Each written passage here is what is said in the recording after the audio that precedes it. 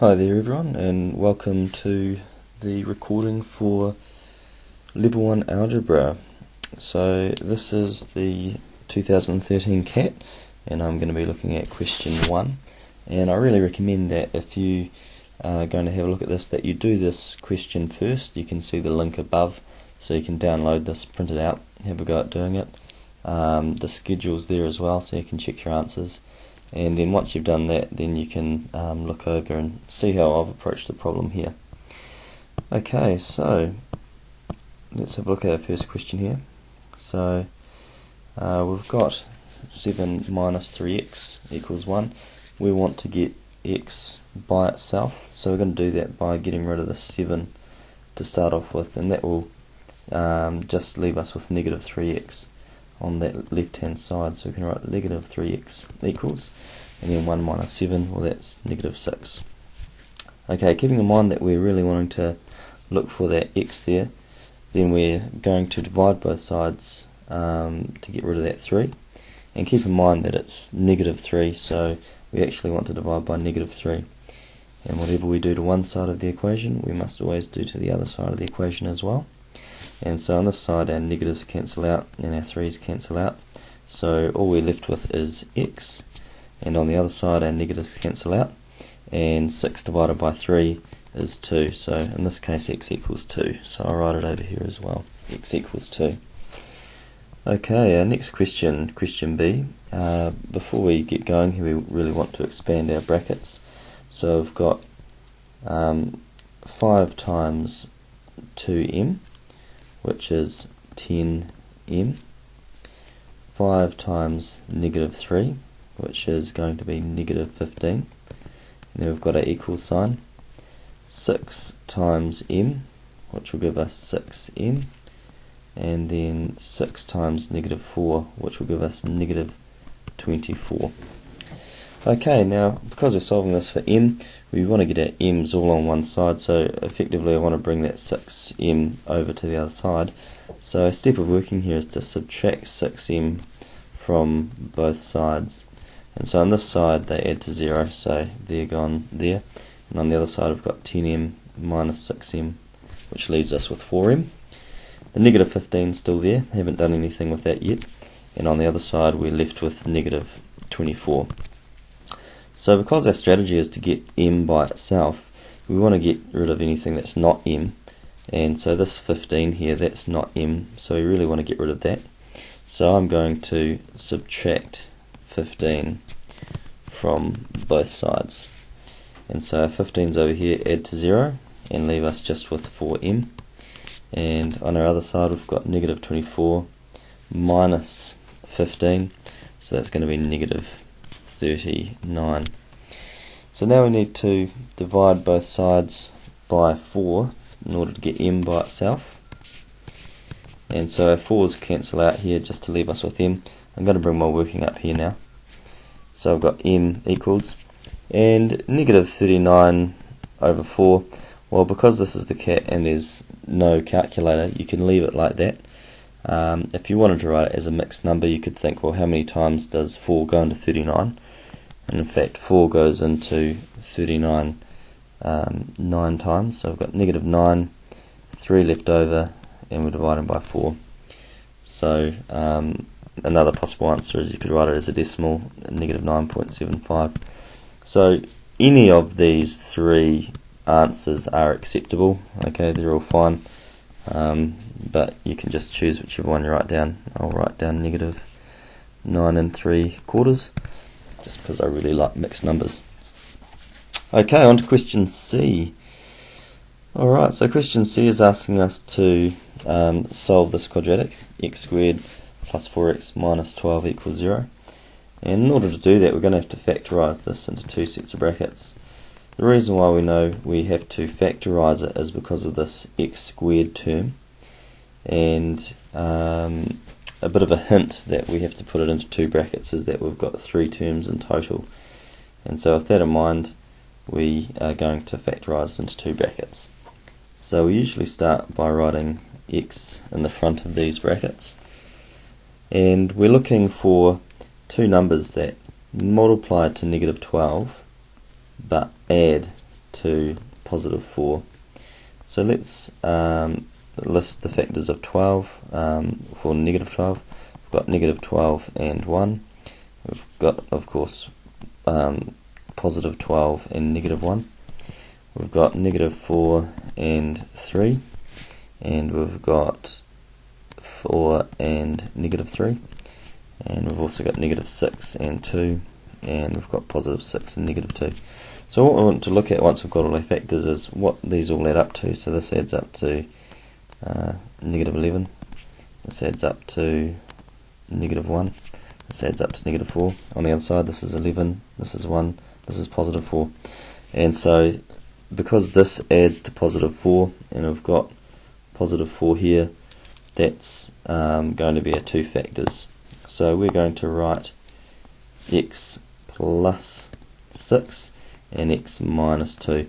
It doesn't matter which way around that we put those brackets. We could have plus 6 there if we wanted, and 2 in the other place, and that wouldn't make any difference. Okay, now that we've got it in brackets, we can look at our two sets of brackets and just notice that they multiply together to make 0. So that means that either the first bracket is going to be 0 for them to multiply to be 0, or the second bracket is going to multiply to 0. So I've got two linear equations here to solve for x. So this one will add, we will subtract 6 from both sides, and that will give us x equals negative 6. And for our other one, we'll add 2 to both sides. Don't need that equals there.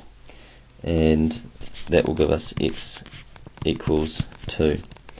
And so those are our two possible answers, and we need to have those two answers when we put it down here, so 2 and negative 6. Okay, on to question D. Alright, so question D is an inequality, but we treat it in a similar manner to a normal equation, except that we have to deal with this greater than or less than sign in the middle. Alright, so what we'll do if we begin treating it a bit like an equation, I'm going to start by subtracting 7x from both sides so that I get my x's all on one side. And 3x minus 7x, that gives us negative 4x, and that minus 5, that's still there, haven't done anything with that, so we better write it in, minus 5. The greater than sign is there instead of the equals. The 7x has added to 0, so that's gone, and then we're left with positive 15, which we can just write as 15. So continuing to get our variable by itself, to get x by itself, we're going to get rid of 5 by adding 5 to both sides. So our 5's add to 0, and that just leaves us with negative 4x is greater than, and then 15 plus 5, that gives us 20. Alright, our last step here to get x by itself is going to be to divide both sides by negative 4. So our negatives cancel out on this side and our 4's cancel out. And there's only one rule when dividing by a negative number with an inequality, and that's that this inequality must swap around the other way.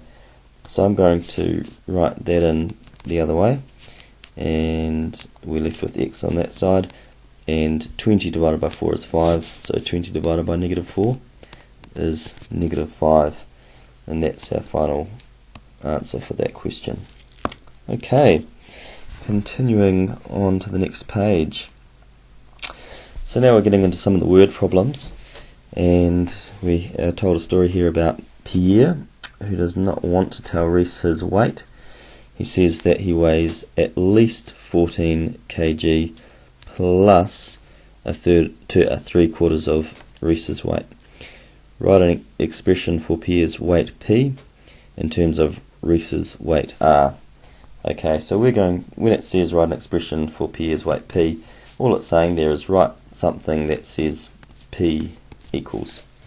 And when it says in terms of Reese's weight, that means that what it's going to be equal to is going to be something rather with an R in it. Okay, so let's see here. We know that he weighs 14 kg plus 3/4 of Reese's weight, and that's it. That's all we need to write here. Okay, so for part 2, we're told that Reese weighs 56 kg, so before we read any further, we know that that's going to be 56 kg. Find Pierre's weight and state how it compares with Reese's weight. Express the relationship between Pierre's weight and Reese's weight in words. You must justify your statement using algebra and show that you used your expression from part 1. So basically what they're saying there is write out your equation from before, but instead of R, write out 56. So we're going to multiply that by 56. Now, keeping in mind that you don't have access to your calculator in this assessment, you want to think about if there's any easy ways to do this calculation without a calculator. And when you're timesing by a fraction, this number here is getting divided by the bottom number of your fraction.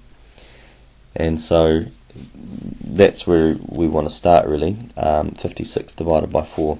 So what do I know about 4? Well, I know that 4 times 10 is 40, and so 4 times 15 therefore must be 40 plus half of 40, which is 60. So this number is quite close to 60. It's just one lot of 4 less, and so 4 times 14 would equal 56. So in other words, we can cancel that bit down to 14. So let's write this again as 14 plus 3 times 14. Okay, 3 times 14, well, 3 times 10 is 30, and 4 times 10, 3 times 4 is 12, and so those two add up to make 42. So this is going to be 14 plus 42, which equals 56 kg as well. Okay, so that's quite interesting. That's the same as Reese's weight, so Pierre weighs the same, and it's asking us to express the relationship in words. So in words we can say that Pierre and come up a bit, and Reese, Pierre and Reese's weights are the same. And so that's just showing in words that we understand what we've just solved here. Okay, question F. So question F, we're probably looking at an excellence question here, especially since it's the last question of question 1. So just keep that in mind, but you know, excellence questions are also the fun questions. Okay, so for what values of n will h be negative? So we need to just have a bit of a look at this equation and think about what we're seeing here. We're looking at a quadratic because we've got n squared, and we kind of want to think about what this looks like as a graph a little bit, but we'll get to that in a bit. If we think about quadratics and what we've been taught to do with them for the last year or so, one thing that we often do is factorize. So that's what I'm doing at the moment. So I'm factorizing this, and that factorizes like so, n minus 2 and n minus 4. Now we also have learnt how to graph this, not in algebra, but hopefully in graphs you've looked at graphing this. And a graph like that, if we drew a set of axes like this, this graph would cross the x-axis at 2 and 4.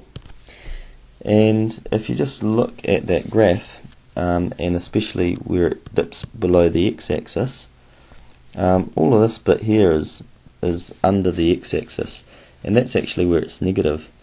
And so what we can say here is that the values where h will be negative is when h is bigger than 2 but also smaller than 4.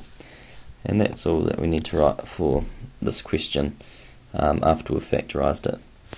Okay, so that's question 1, and I'd love to hear your feedback. Feel free to email me and let me know what you think. Also, if I've made any mistakes, let me know and I'll try and fix those up. Otherwise, I hope this has really helped. Thank you.